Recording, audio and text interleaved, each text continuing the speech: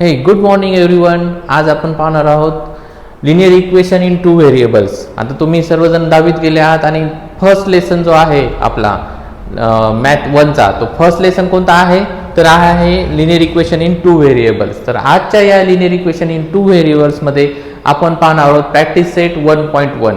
पण आता हा जो लेसन आहे खूपच सोपा आहे. खूप सोपा म्हणजे काय की यामध्ये ज्या पण स्टेप्स आहेत यातील काही स्टेप्स तुम्ही 9वीतच पाहिलेले आहेत.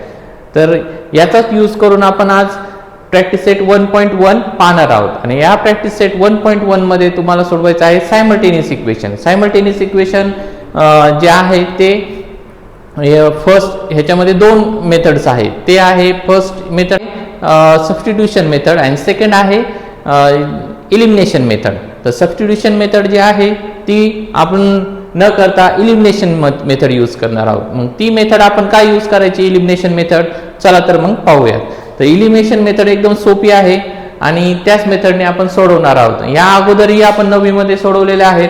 सेम एक्झाम्पल आहेत, काही फरक नाही आहे आणि एकदम सोपे आहेत. हा जो क्वेश्चन आहे सायमल्टेनियस इक्वेशन हे 3 मेथड्स आहेत याच्या व्यतिरिक्तही. तर याच्यामध्ये जो आहे तो आपल्याला 2 मार्क्सला क्वेश्चन येत असतो. आणि या मागील आता 2026चे जे पेपर झालेत मार्चमध्ये तर त्या पेपरमध्ये पण या इक्वेशनमध्ये क्वेश्चन आलेला आहे. चला तर मग पाहूयात. पहा प्रॅक्टिस सेट 1.1 आहे त्यातील क्वेश्चन नंबर 2 घेतलेला आहे. क्वेश्चन नंबर 1 हा अतिशय सोपा आहे. तर क्वेश्चन नंबर 2 का घेतलाय पहा, तर यामध्ये आहे आपल्याला सायमल्टेनियस इक्वेशन सॉल्व्ह करायचं आहे. तर या सायमल्टेनियस इक्वेशन मध्ये आपण काय करणार आहोत की कोणती मेथड यूज करणार आपण इलिमिनेशन मेथड. तर सुरुवातीला आपण जे एक्झाम्पल घेतलंय 3a + 5b = 26, a + 5b = 22. दोन इक्वेशन दिलेले आहेत, इक्वेशन नंबर 1, इक्वेशन नंबर 2. तर या दोन्ही इक्वेशन मध्ये इक्वेशन नंबर 1 आणि इक्वेशन नंबर 2 मध्ये आपण काय करणार आहोत तर सुरुवातीला आपण चेक करायचे. पहा फर्स्ट इक्वेशन आहे 3a + 5b = 26, equation number 1. Second equation काय आहे a + 5b = 22, नंबर 2. आता ह्या दोन्ही इक्वेशन मध्ये सुरुवातीला आपण आपल्याला दोन व्हेरिएबल्स आहेत a आणि b. तर या दोन्ही व्हेरिएबल्स मध्ये आपण काय करणार आहोत तर आपल्याला सेम कोएफिशियंट कुठे दिसतोय, सेम कोएफिशियंट कुठे दिसतोय तर पहा 5b दोन्हीकडे पण काय आहे सेम आहे. तर या दोन्ही मध्ये आपल्याला इथे 5b आहे, इथे पण 5b आहे. तर आपण फर्स्ट स्टेप काय करणार आहोत की इक्वेशन 1 आणि 2 मध्ये पाहायचं आहे आपल्याला की इक्वेशन 2 छोटा आहे की इक्वेशन 1 छोटा आहे. यामध्ये इक्वेशन नंबर 2 काय आहे स्मॉल आहे. इक्वेशन नंबर 2 स्मॉल आहे तर आपण काय करणार यामध्ये सबट्रॅक्शन करणार. Subtract from equation number 2 from 1. So we can write here subtract equation 2 from 1 we get. so what we get पहा आपल्याला काय भेटणार आहे आता सबट्रॅक्ट करूयात. सबट्रॅक्ट करताना पहा 3a + 5b = 26, इक्वेशन नंबर 1. आणि त्यातून आपल्याला सबट्रॅक्ट करायचं आहे a + 5b = 22, इक्वेशन नंबर 2. आता या ठिकाणी काय करायचे पहा इथे काय करणार आपण सबट्रॅक्ट करतोय. सबट्रॅक्ट करताना आपण साइन चेंज करून घ्यायच्यात. इथे मायनस होणार, इथे मायनस होणार, इथे पण काय होणार मायनस होणार. हे साइन जे आहे हे काय होणार आहे कॅन्सल होणार आहे. मग आता पहा प्लस मायनस इथे काय झालं 0, right. 5b + 5b - 5 becomes 0. Now 3a - a means here 1a is there, right? So 3 - 1 become 2a. So 2a. Okay, then is equal to what is left here 26 - 22. So 26 - 22 is left 4, right? So what is next step is C. So we can write here 2a is equal to 4, right? So 2a is equal to 4. So we have to find out the value of a. So what is the value of a? A is equal to 4 upon 2. So a is equal to, see we have to change the place from left to right. So we write these two from denominator. So 4/2, so 2 2s are 4. तर आपली a ची value काय आलेली आहे 2 आलेली आहे. Now next we have to put or substitute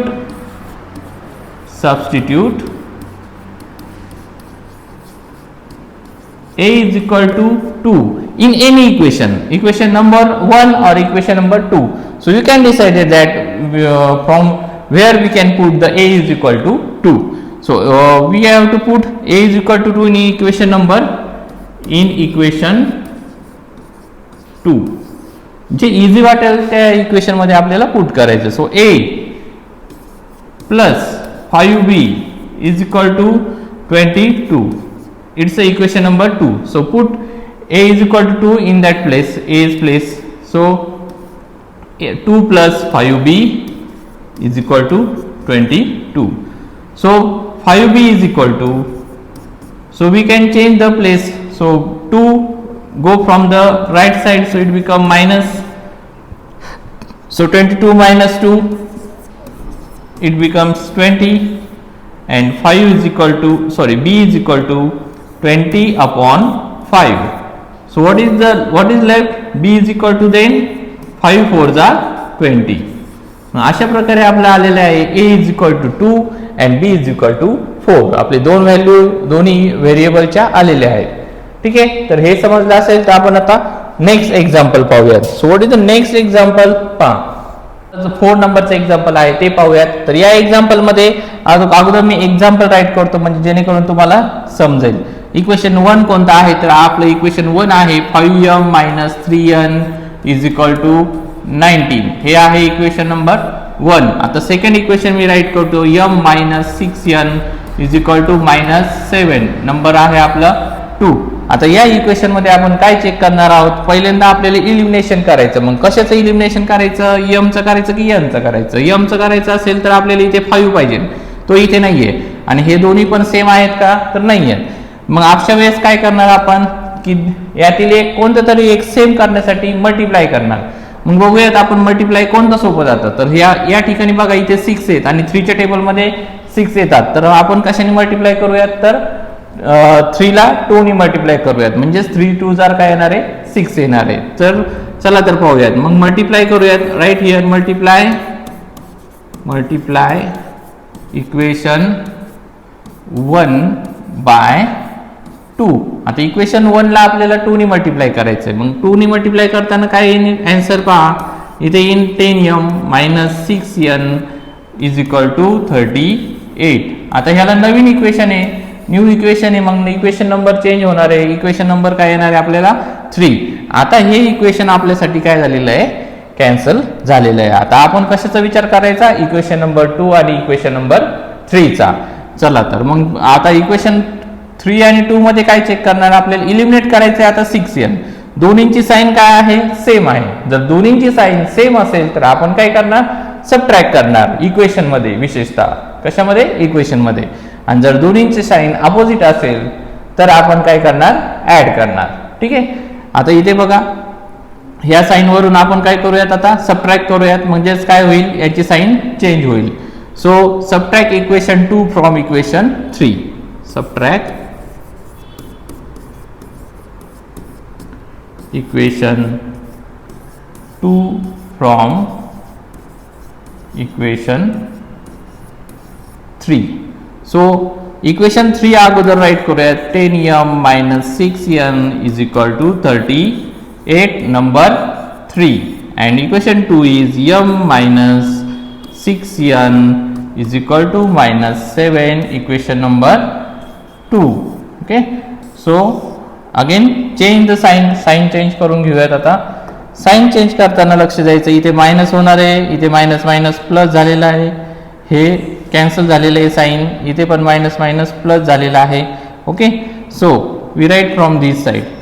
so 38 plus 7 plus 38 आपला answer आला आहे 45 अँड दिस बिकम कॅन्सल. हे कॅन्सल झालं, इथे 0 आलं, 10 मधून 1 गेलं, म्हणजे इथे काही नाही म्हणजे 1 असतो, माहिती आहे. कोएफिशियंट काही नाही म्हणजे 1 असेल तर सो 10 - 1 9, इथे आलं 9m. ओके, n आपण इलिमिनेट केला. 9m इज इक्वल टू आला आपलं 45. So 9m we write 9m is equal to 45. So m is equal to हा जो 9 आहे तो आपण त्याला ट्रान्सफर करूयात RHS मध्ये. सो ट्रान्सफर केल्यावर त्याची प्लेस चेंज होणार आहे, तो गेला डिनोमिनेटर मध्ये. So m is equal to 9 5 are 45. आपला m आलेला आहे 45. Now we substitute m is equal to 5 in any equation. कोणत्या इक्वेशन मध्ये टाकायचं तुम्ही डिसाइड करू शकता. ओके, सो आपण काय करूयात की m is equal to 5 आपण इक्वेशन नंबर 2 मध्ये टाकूयात. सो सबस्टिट्यूट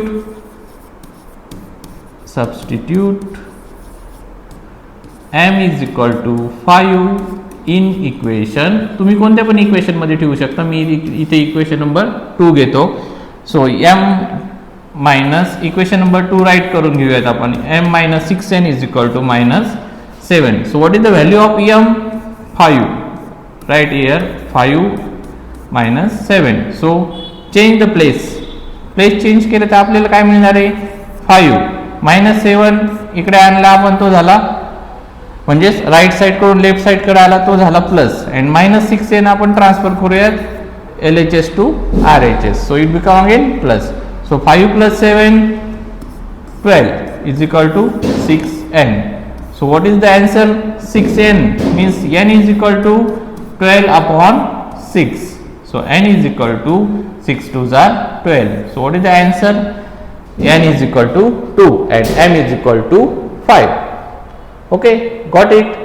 आता तुम्हाला समजलेच असेल किती इझी मेथड आहे, जी आपण 9वी मध्ये पण बघितली आहे, 9th स्टँडर्ड मध्ये पण बघितलेली आहे. तीच मेथड आपल्याला आता 10th स्टँडर्ड मध्ये पण आहे. आता पुढचं एक्झाम्पल पाहूयात. तर पुढच्या एक्झाम्पल मध्ये आपण इथे दिसतंय आपल्याला की हे सगळे फ्रॅक्शन्स आहेत. तर हे फ्रॅक्शन असल्यामुळे हे प्रॉपर इक्वेशन नाही आहेत. मग हे प्रॉपर इक्वेशन करण्यासाठी काय करणार की पहा, या ठिकाणी काय आहे डिनोमिनेटर मध्ये 3 आहे, या ठिकाणी काय आहे डिनोमिनेटर मध्ये 3 आहे. तर आपल्याला हा 3 नको आहे डिनोमिनेटर मध्ये, म्हणजे आपल्याला प्रॉपर इक्वेशन तयार करायचं आहे. मग अशा वेळेस काय करणार की हा डिनोमिनेटर नको आहे, म्हणजेच काय की जो डिनोमिनेटर मध्ये, मग आपण काय करणार त्याला मल्टिप्लाय करणार सेम नंबर म्हणजे 3 आहे तर आपण मल्टिप्लाय करणार 3 नी. सो चला तर आपण पहिल्यांदा राईट करून घेऊयात मल्टिप्लाय. आपण अगोदर इक्वेशन राईट करूयात. 1/3x plus y is equal to 10/3. तर या इक्वेशनला आपण मल्टिप्लाय करूयात. Multiply equation by 3. ठीक आहे, तर हे आपण ब्रॅकेट मध्ये हे राईट करूयात reason. So if you multiply this equation by 3 then we get 1/3 multiply 3x plus 3 multiply y is equal to 10/3 multiply 3. Each term multiply by 3. Then 3 get cancel. These 3 get again cancel. Numerator denominator they become cancel. So 1 multiply x means here x plus what is left here 3y is equal to 10 only. So this is our first equation, x plus 3y is equal to 10. Now again we take the next example, that is 2x plus 1/4y is equal to 11/4. So what is the denominator here? 4. So we multiply by 4. Multiply equation by 4. So if you multiply this equation by 4, so आता मी इथे direct right करतो. So 4 2s are 8. 8x plus, so the 4 become cancel. What is left here? Only y. Again 4 cancel. What is left? 11. So this is our equation number 2. Now we can decide it by which method? Elimination method नी solve करायचं की substitution method नी solve करायचं. Substitution method काय आहे आपल्याला easy आहे, तर सबस्टिट्यूशन मेथड पण आहे इझी आणि एलिमिनेशन मेथड पण इझी आहे. तर आपण इथे बघा x plus 3y आहे आणि इथे 8x plus y आहे. इथे कुठेच कोणी सेम नाही आहे. तर आपण काय करूयात, x is equal to equation मध्ये सबस्टिट्यूट करूयात इथे. ठीक आहे, तर सबस्टिट्यूशन मेथड पण आपल्याला माहिती होईल त्याच्यामुळे. So from equation 1, so equation 1 काय आहे, so we write this equation 1 from x plus 3y is equal to 10. So x is equal to, आता x इज इक्वल टू घेणार आहेत आपण बिकॉज x सिंगल आहे. So x is equal to हा plus 3y आपण transfer करूयात RHS मध्ये. So 10 minus 3y. So this is our new. So we write here 3, right? So substitute x is equal to, x ची value काय आपल्याला 10 minus 3y. ती 10 minus 3y आपण equation number 2 मध्ये substitute करूयात. So substitute, we write here substitute x is equal to 10 minus 3y in equation 2. So what is the equation 2? 8x plus y is equal to 11. So 8 x ची value इथे टाकणार आहे आपण. x ची value काय घेणार आहे? 10 minus 3y plus y is equal to 11. So 10 multiply 8, 80 minus 8 3s are 24 plus y is equal to 11. So y terms is there. So minus 24 plus 1. Minus 24 plus 1 किती होतात माहिती आहे तुम्हाला? Minus 23y is equal to 11.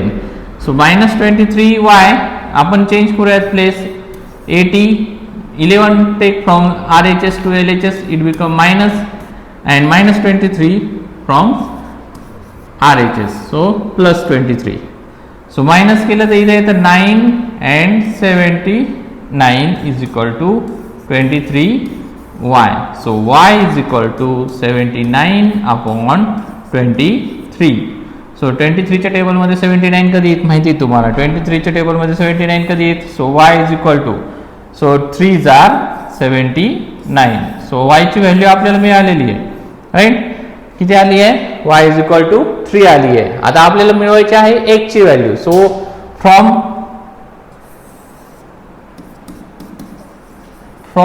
Equation 3, equation 3 बघा काय आहे. Equation 3 काय आहे?